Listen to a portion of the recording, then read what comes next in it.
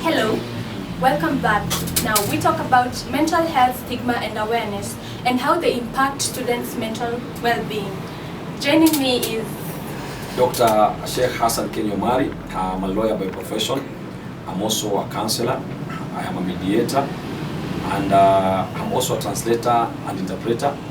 I work at the University of Nairobi as a lecturer in philosophy and religious studies, but I also serve some other universities in Kenya and also out of Kenya, where I teach law. I also teach Islamic Sharia.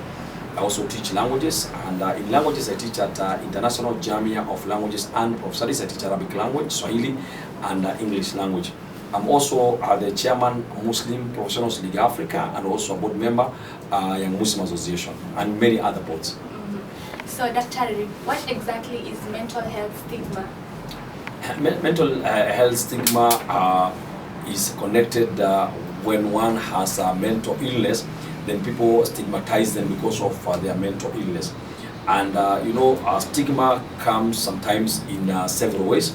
And one of the ways is the person himself or herself has mental illness. And because they have mental illness and maybe they know in a way, then they try to run away from people.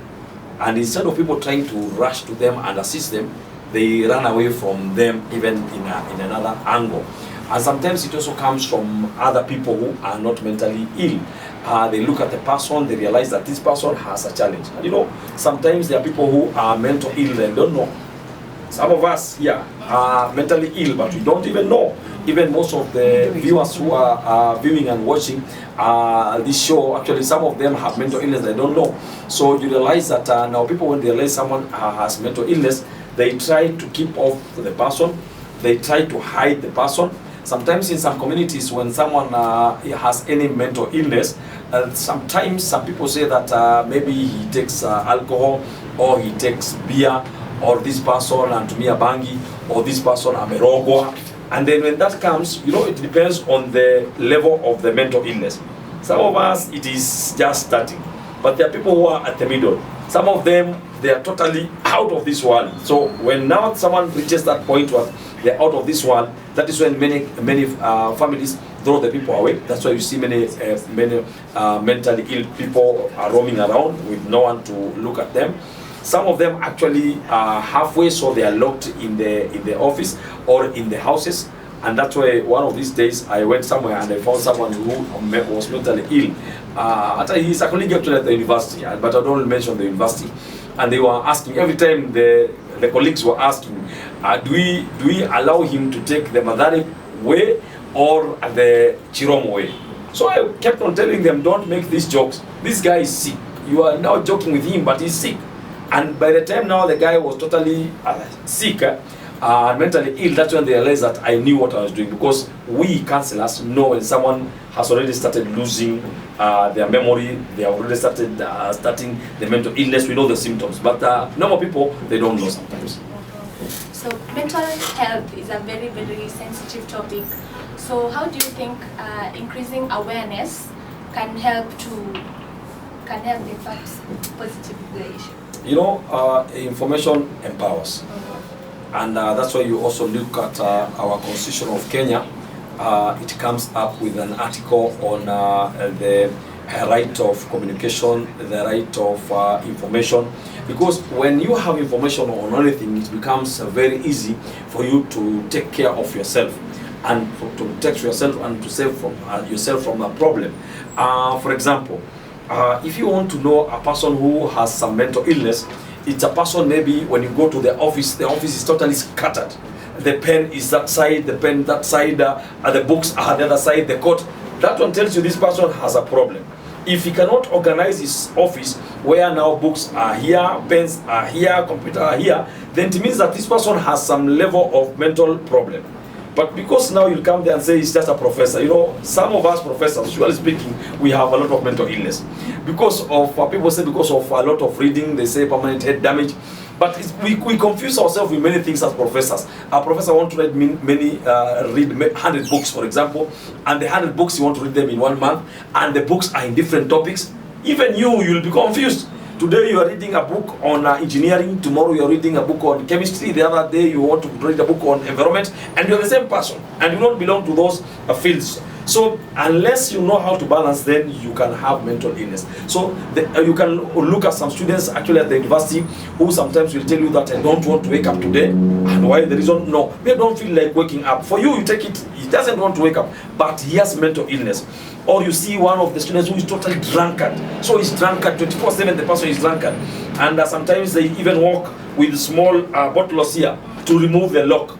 Anyone who moves with that one, they have mental illness because they cannot perform with that alcohol. So you realize that now when you start teaching people, that when you see yourself trying to cling to alcohol every time, that's a mental illness. If you find yourself sometimes eating too much, I saw one young man 3 days back eating 24 chapatis. One man. To me, that's mental illness. Someone will say there's something else, but to me it is mental illness. And true, you cannot eat 24 chapatis, 1, 2, 3. When me I have eaten 4 and I'm okay, you are still eating. It means that your brain, there's somewhere it doesn't communicate with your stomach. So that might be a mental illness. So when you start assisting people, telling people these are the signs of mental illness, you see someone maybe working at the university, and we see that even with some professors, someone working and speaking alone, not singing. You know, singing, sometimes you are consoling yourself, but speaking alone, yes, Kamau, you know, and you realize that Kamau is not there. That is part of mental illness. So when we start teaching people about the awareness of mental illness, you realize people will start knowing that, oh, Professor so-and-so now, akili imeanza kupotea. Our colleague so-and-so, akili imeanza kupotea. Then you know how to assist. But if you don't know, it will go to the other level. The other thing is to tell people that mental illness is like any other disease. Let us start treating mental illness like any other disease.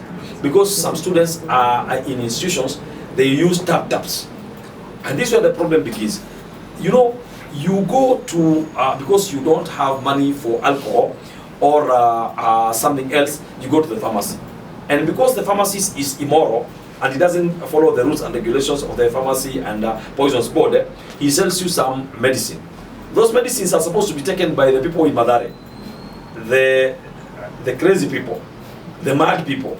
So you are given those medicines because they will make you a little bit haywire, and you forget the problems of today. Remember, now you are taking yourself to madness yourself. It's you who is taking yourself. So when we talk about this, you see a pharmacist who will think of selling such tablets to a person who will say, no, let me not spoil someone's child, because this child will come to spoil another child, or even my child will be spoiled. At the same length, when you talk about this, for young men to know that these problems you are entering in, you go to involve yourself with alcohol, you go to involve yourself with a lot of sex, illicit sex, you go to involve yourself with mirror, marijuana, and the rest. All these, at the end of the day, they'll take you to another level, and you'll become mentally ill, and you're the one who have taken yourself there. So people, when they are aware, then they'll be knowing that I'm entering into a problem with knowledge. Yes. So how can schools better support students' mental health? Personally, I look at it in these ways. The first one, awareness. The second one, counseling and guidance. It is very, very important. And that's why I always thank my colleague, Professor Geoffrey Wango, because we have worked with him and toured more than 100 schools in this country, talking to the students about mental illness. The third one is to have a facility where mental illness is treated. The fourth one is to end stigma in schools. You know, if, for example, one of the students maybe loses all of it, and all of you see, there are times some students go out without even clothes, and they start shouting because they are mentally ill. So what will happen is that when they want to come back to the university or the university or school should make a way that when they come back, no one starts reminding them what they were doing. You know, there are students who don't even care. Mary, you have forgotten. The other day you are even naked here. Even here, this is your photo. We should not take photo of such a person. Never in your life. And if you take that photo, let it be to go and show the doctor the level of mental illness of this person. And when you are through with that, please delete that photo. Never share that photo in social media.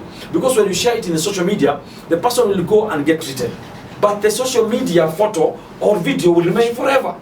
And this is where now we come to the issue of legal matters, where they will come to issue of defamation, the issue. So there will be legal battle. So let us treat people as sick. If you go to a hospital and you see someone with HIV and you know the HIV, you cannot take a photo and tell people, you see now is now in the bed, HIV, you'll be sued. The same thing with mental illness. Let us start assisting people. One day I was working at the university in Nairobi, and I saw one lady who came at the university. She was mentally ill. She used to work with us. I knew her, and she was talking of many things. She said, you know, I've gone and met Obama, now I want to meet Ruto, and in the morning I met so and so, and she was talking a lot. The officers at the University of Nairobi could not understand the issue. They started pushing her. I told them, this lady is mentally ill, because she was saying, if you touch me, I'll remove my clothes. Now when we sat with her, we realized that she had been raped at Kibera at night. She was gang raped at Kibera, and then something happened. It's like she fainted, so she had woken up in the morning and she was totally confused. So you see me, I detected even before they knew. So what I'm saying, when we start now, at least creating awareness of mental illness, making sure aware of when you see these signs of mental illness, when someone talks of things they don't know, when they talk or you ask them someone their name, then they say, I am Mary, and then after 2 minutes they say, I am John, that person is mentally ill. And there are people also who will tell you that, you know, you are a woman, and you say, I'm a man. Or I'm a man, and you say you are a woman. There is this issue of choice, the LGBTQ. But there are those who are not LGBTQ. It is mental illness. They will want to be a man when they are a woman, and woman when they are a man. So this is also part of mental illness. So the issue is us starting to assist these people. We call counselors in the schools. We call spiritual leaders in the school. Talk to the children. Parents talk to the children at home. Teachers talk to the children at school. And we don't take advantage of the same. Because sometimes you also take advantage of the same. You see a very beautiful lady who is mentally ill, and now you say, now here I have made a killing. It's not right. Treat that person as sick and let us assist that person till we restore them, till they get healing, and then we move with them to the best path. Thank you so much. Most welcome. So that was it, guys. Let us talk more about mental health. Let us raise awareness and let us combat the stigma that is surrounding mental health. I've been your host, Sandra Helen Omondi.